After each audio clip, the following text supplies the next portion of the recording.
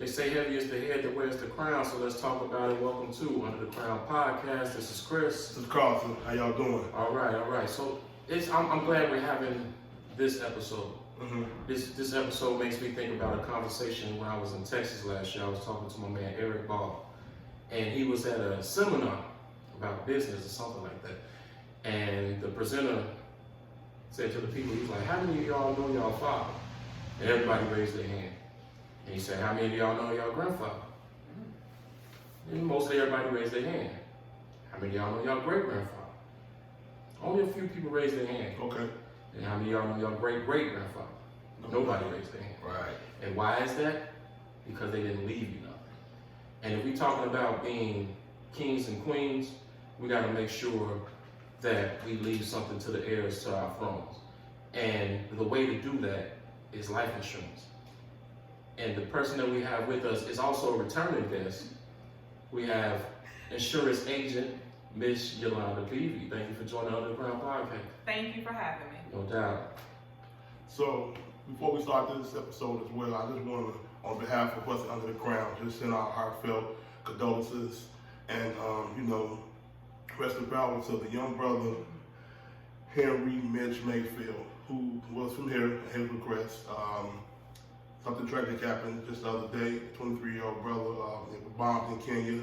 He was in the army, so we just want to send our condolences to that family and hold your head, and our prayers are with you. No doubt, man. Just make sure, God bless this country, God bless this planet, bless these soldiers that got to deal with this madness. And, and that's why we're having this conversation.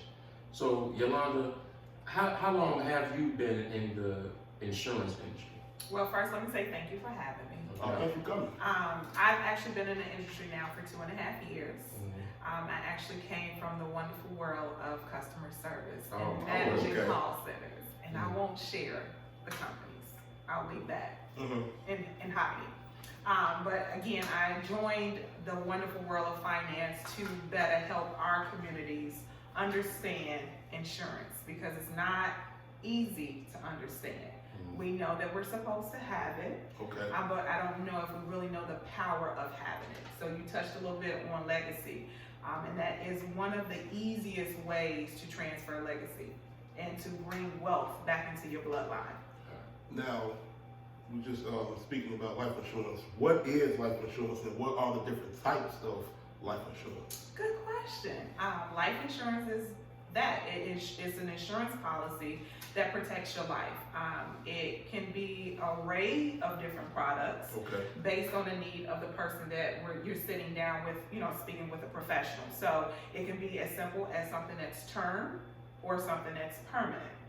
And so what I want to do is try to help people understand the difference, because we know we're supposed to have it. What's better than the other? Should I have this? Should I not have that? So when you think about term versus permanent, think about renting versus owning, right? Oh. So when you're renting something, right, you have go into a contract, you pay a certain amount to live or be in a certain space for a period of time.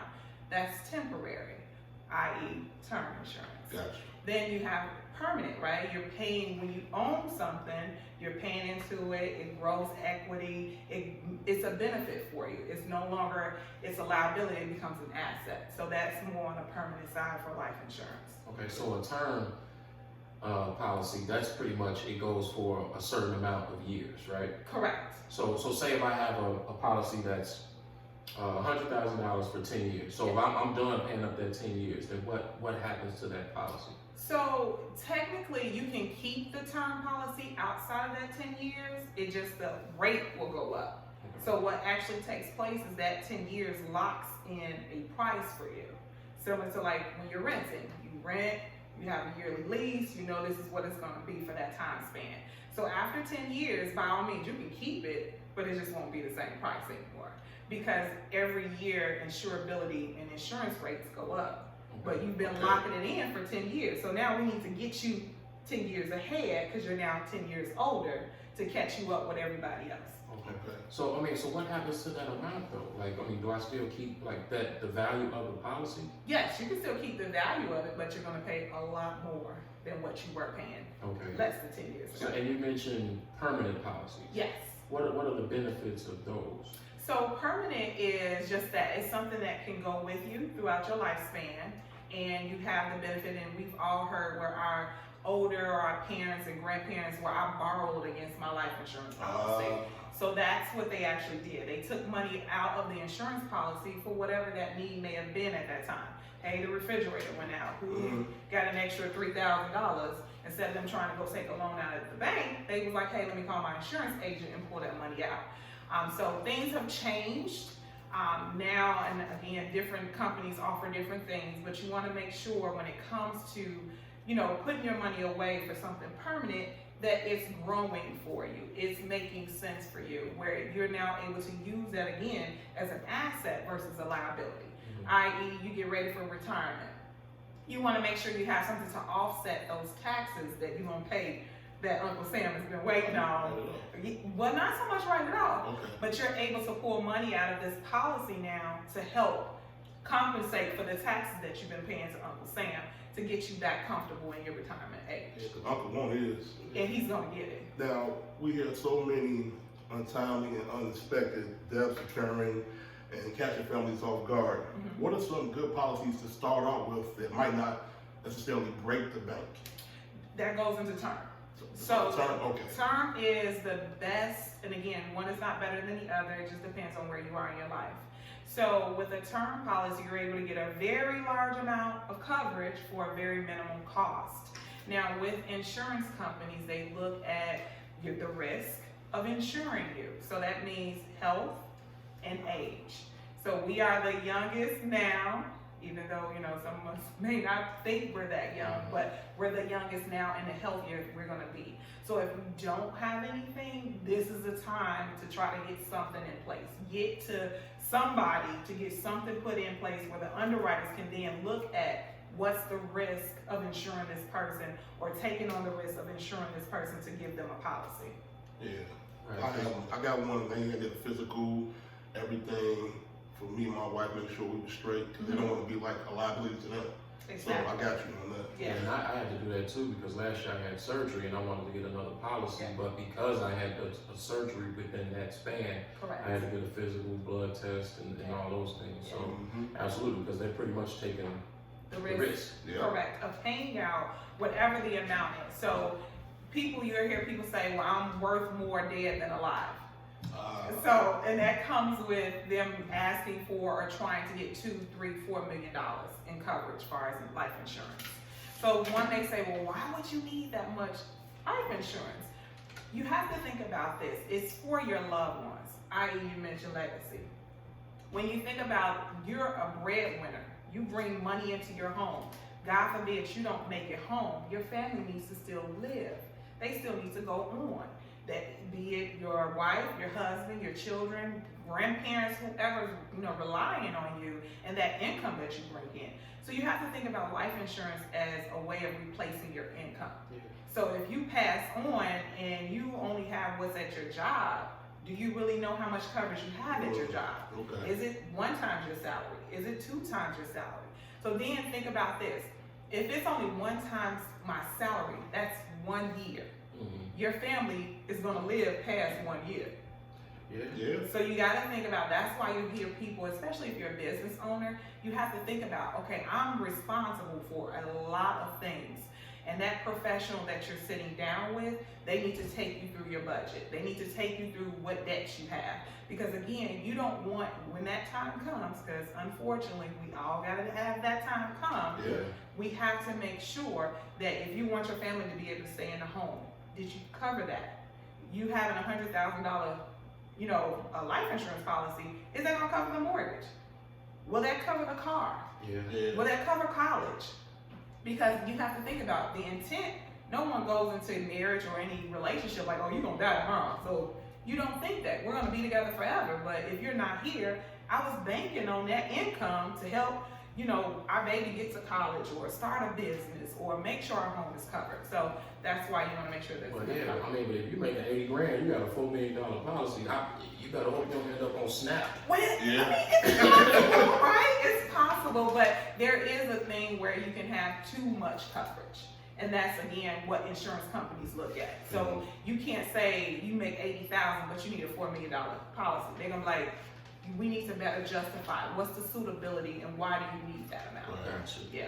And to speak about what Chris always says, especially on this podcast, being a protector and a provider. So that's something definitely that we encourage, everybody to get life insurance, get educated about it. That's why we have this episode. Please. So what are some of the misconceptions of life insurance and some of the things you may deal with when you present this to a couple? Well, that's a really good loaded question, right? So we all have different myths and different things we've been raised to understand and know when it comes to life insurance. And most of the time we have the mindset that it's just for burial. It's just for getting me in the ground. And that's the furthest thing that it's used for. Okay. We have that misconception, and my biggest thing that I hear most of the time is I'm not trying to make anybody rich or nobody left me anything. We have to get out of that mindset. We have to. And it's not about making anyone rich. It's about how nice would it have been if somebody had left you $100,000 to get you started. You could have put a down payment on a home. You wouldn't have had to be running trying to get a loan for this or that or whatever, or you would have just been comfortable to grieve, because that is the biggest thing that happens when that time comes. And if there's nothing in place, now you're worried about how I'm getting you in the ground. Do we get applied? How much is the funeral's gonna cost? How I'm getting you from A to B. We haven't even begun to even grieve, because now we gotta figure out where we're getting money from. Yeah. So with a life insurance policy, that will help that and give your family members an opportunity to actually grieve. Like they've lost someone, and they can't even take the time to experience that tragic, because they like, well, we gotta pass the hat around. We gotta do a GoFundMe page, because I'm sorry, the funeral homes are not letting those bodies out. No. They will hold them. Yeah. They will literally hold them until they get their money. Now, what advice would you give someone who would view life insurance, as not a great investment, and not to say, I wish I had it when something happens, and like you just said, they have to get a GoFundMe account. Well, I would tell anyone, as an adult, we need to be responsible. And again, depending on where you are on a financial circle, there's something that can accommodate anybody. And it can be as small as a $100,000 policy, or it could be something that's $1 million or even more, just depending on what's suitable and what's affordable for you. So again, insurance can be expensive. It can be. I'm not gonna sit here and say, well, no, you better get you some because it's only $20. Yeah. No, and all insurance companies are not the same. You hear some tragic stories of people not being able to get their policy or the policy paid out. It happens, and you have to make sure you do your research.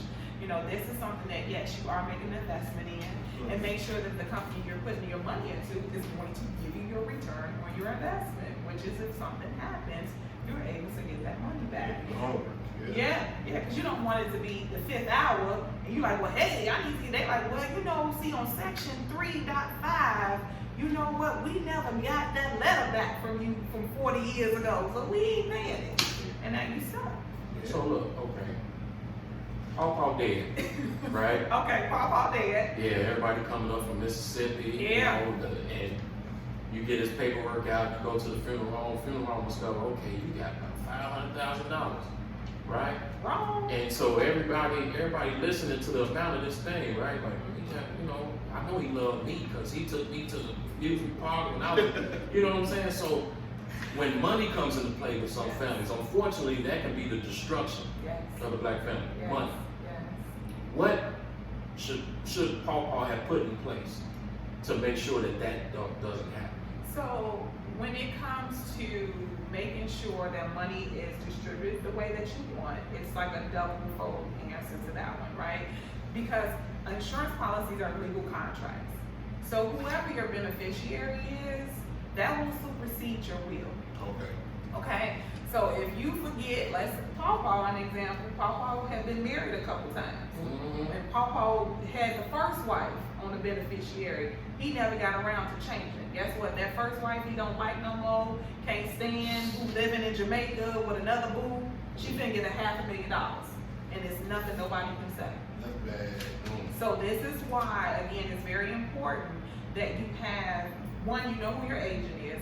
Two, you're having meetings with your agent, because life happens, things change, people grow, they whatever the case may be, because your will can't supersede that beneficiary, the law can't supersede that beneficiary. So first wife got $500,000, and she can do whatever she wants with it. Wow. That's crazy. So if her new boo in Jamaica ran off in Jamaica with some dude named Delroy eating jerk chicken, get All her day, back every blown day. out, and she Every day. living off me? No. You gotta check that policy. Yes, it is very important that you, like I said, you know the key components of your policy. Even if it's a term policy, you know when it expires, know what it encompasses in regards to, is it that flexibility in regards to me converting it to something permanent? Because again, permanent insurance is something that we all should be migrating towards. Okay. Because you don't want to wait. You get as your example, $100,000 term policy is for 10 years. Guess what? In 10 years, you're 10 years older. Health concerns could arise within those 10 years. Now you're trying to get something permanent. You now have to go all the way back through blood, urine, medical questions. And if there's a health concern there now, it's a possibility you might not be able to get any Should insurance. I cancel it? Well, it depends on what you want to do, right? Okay. So you already have an existing policy, but you were locked in for 10 years at a certain rate, right? After that 10 years, you're like, hey, I want to extend this. They say, sure, but now it's 3 times what you used to pay because you're 10 years older. You didn't expect that. Now, you spoke of something earlier, legacy. And I also see you posted something about legacy planning. Yes. Is it the same as estate planning? And also, how does this and life insurance tie in together? So estate planning is just that. It deals with the estates, right? Okay. So you want to make sure that a life insurance policy is part of it, because again, if there's no money, there is no estate, right? Okay. So let's say you have your property that's involved, you have commercial property and real estate and all these other good things. You sit down with an estate planner and they talk and walk you through. They're going to direct you to speak to an attorney to get a trust. That's big. To answer your other question, a trust is needed. Wills are good as well, but again, you got to have something to fund it. So when you die, if your properties are not paid for, what's going to pay it? Just because you got an estate, some still need to pay the estate. Right. So that life insurance will help with that. So that's why when you sit down with an estate planner, they ask, do you have a life insurance policy? What type of policy do you have? How long have you had it? Now let's go through what do you have to include in your estate. You got a home, you got a summer home, you got a commercial property. Now all of this adds up to $750,000. How are we paying this off if you're not here? Well, we need to make sure you have $1 million of coverage.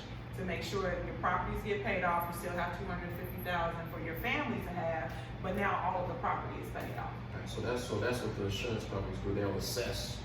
Well, your professional that you sit down with should walk you through that. Right, So again, all life insurance agents are not the same.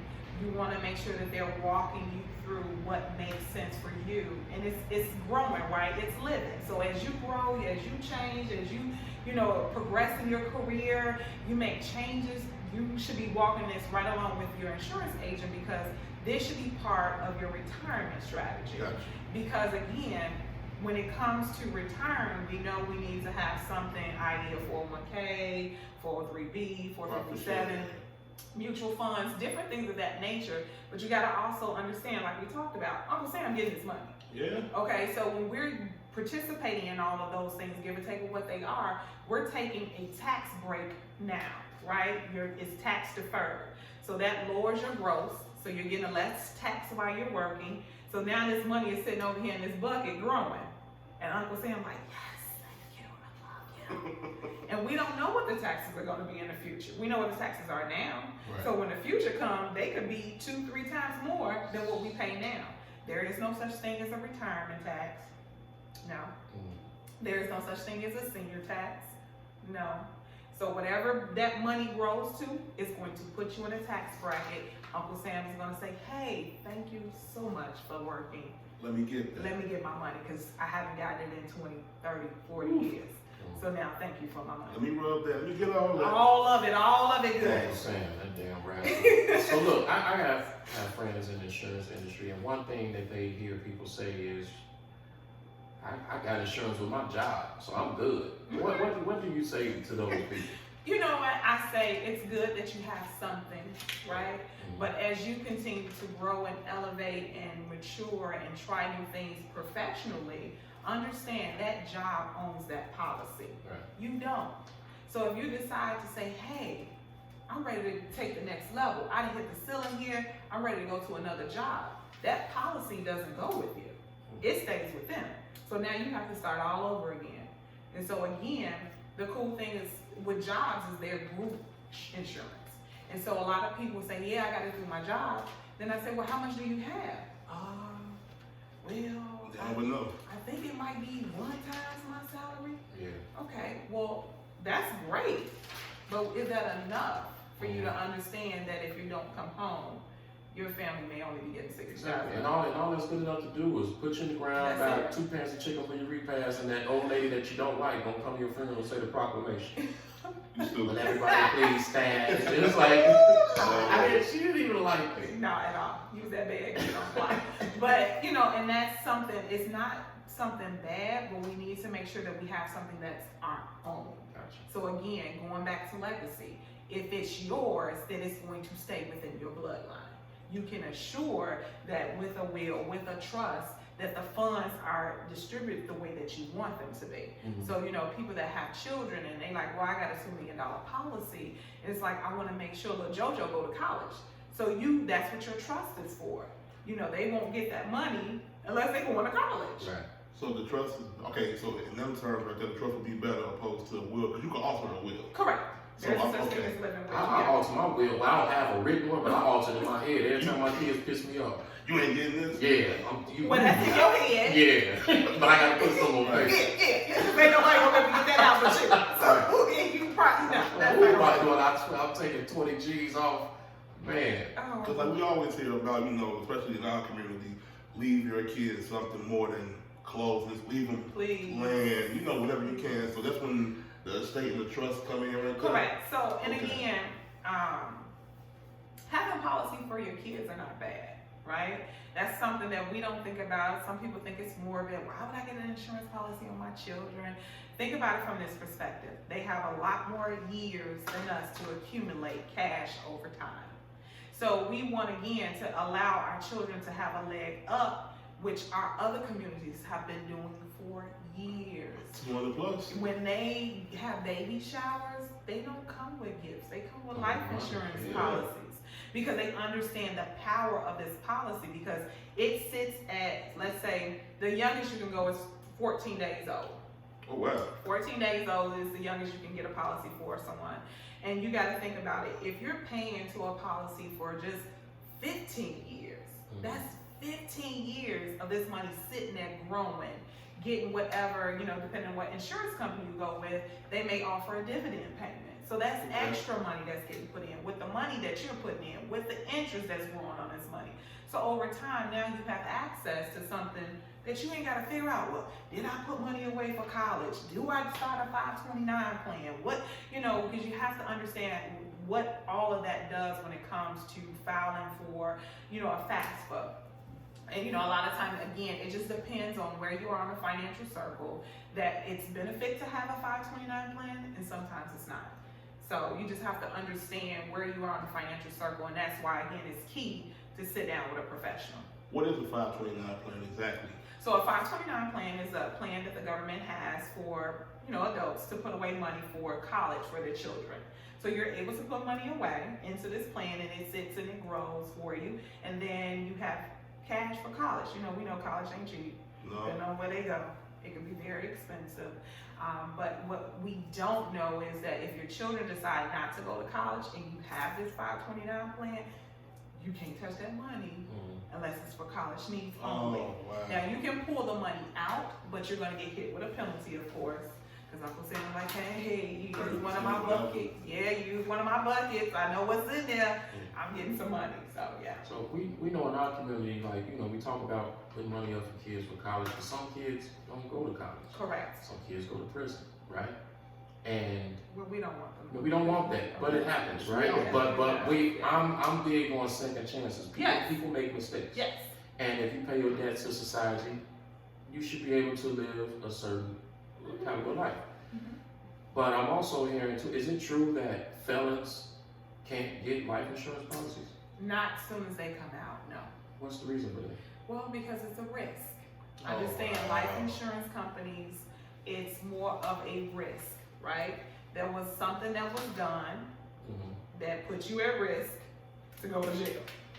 We don't know what that is. I'm not here to be judge and jury of that. But unfortunately, because that risk was taken, the insurance company is saying, hey, this is a risk for us to take this chance here. Not to say that they could never get it, but right off the bat, no. Okay. Yeah. That's fine right there. Yeah. Now, I read that you are a life coach.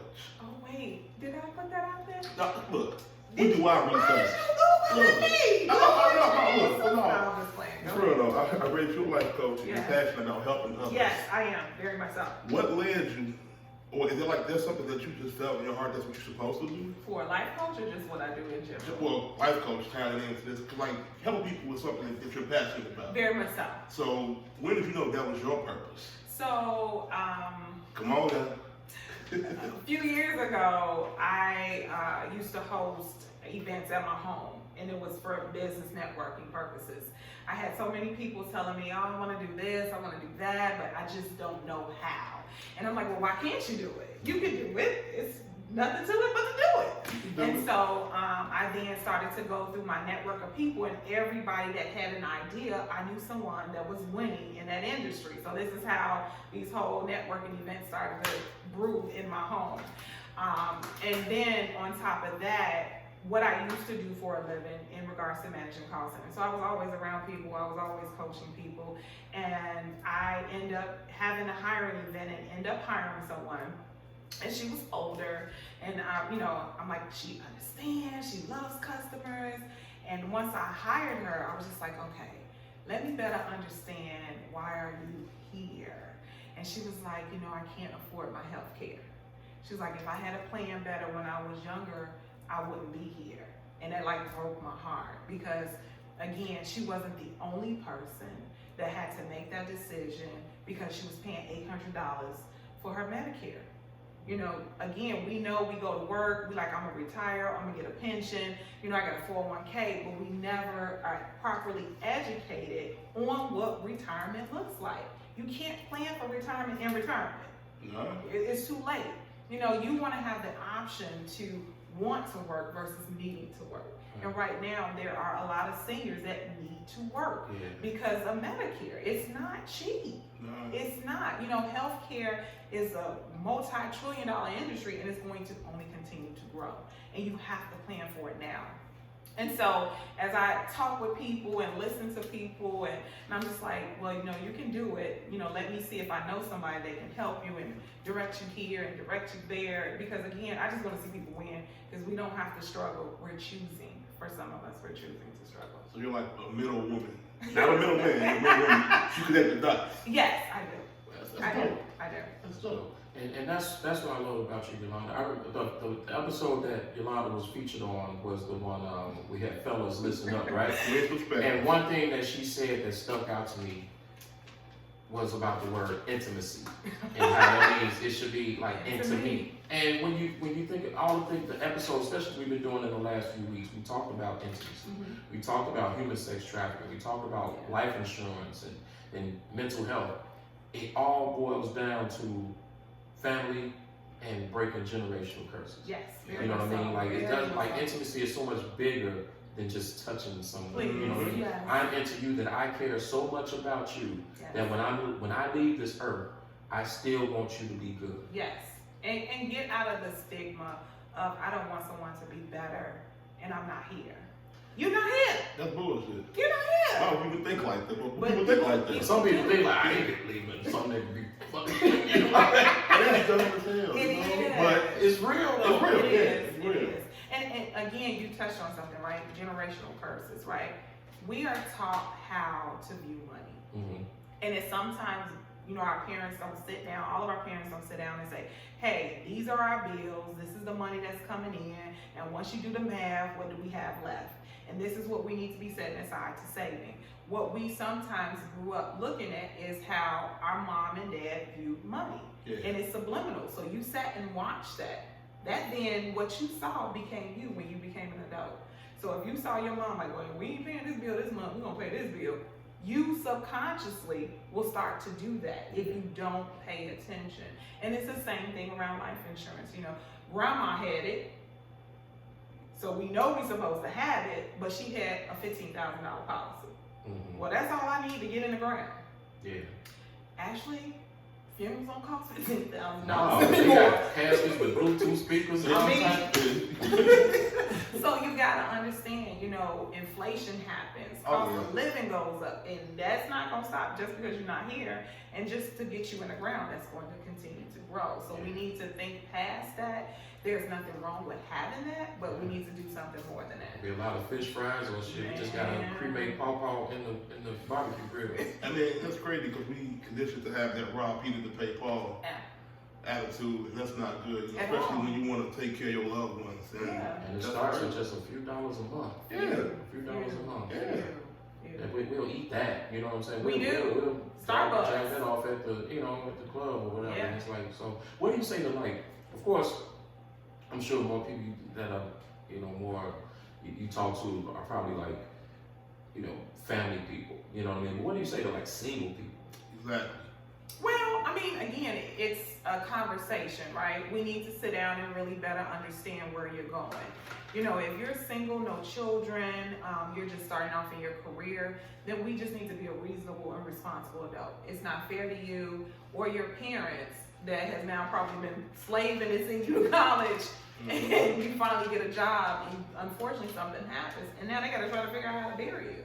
You know, so it's something just more or less as coverage, general basic coverage that you have in the event God happens to call you home, or whoever you respect calls you home. But you want to just have something basic, and then again, it's living, it's growing. So as you progress, as you start dating, as you start having children, as you start getting, you know, you get married, those are things that you're able to add on now to that life insurance policy. Okay. Like my dad, he passed away when he was 79, 80 years old, and he didn't have any insurance. Okay. And, you know, we discussed it in his last years of his life, but because of, you know, the condition that he had, it was hard. So, I mean, is it hard, or just you can't get any type of insurance with any type of pre-existing condition? Well, I mean, that, again, I don't make that final decision. That's done by the underwriters of the life insurance companies, but there are ways and things out there. Okay, so it can be as something that is offered at your job, right? You know, some people that do have certain medical issues, they are able to get coverage, they get it through their job.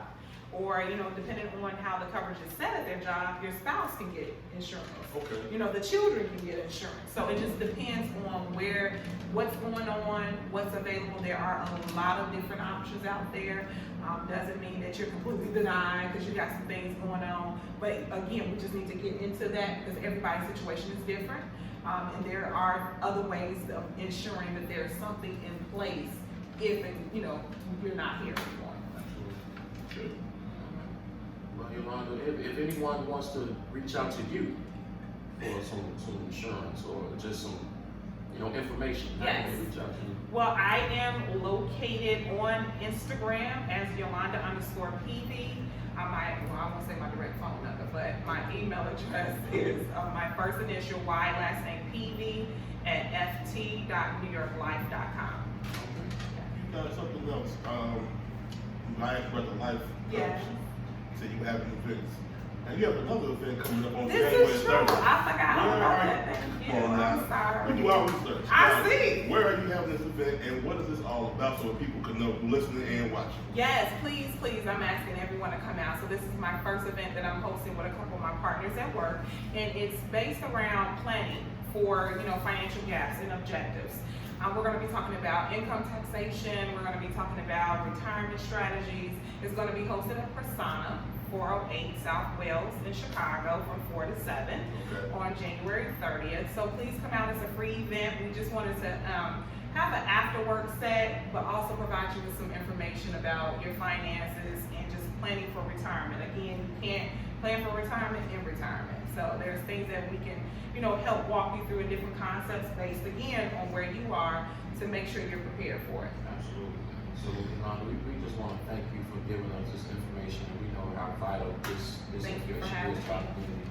No more GoFundMe's, Please. no more fish fries, Please. no more T-shirts to sell. Only if you want to. Only if you want to, but that's That's not it. making, that's not making an obligation. No. Please It's don't. important that we make these sacrifices for our loved ones, Yeah. or just for yourself. And you'll be surprised. I think a lot of people have it as being super expensive. It's not. It is so not that expensive.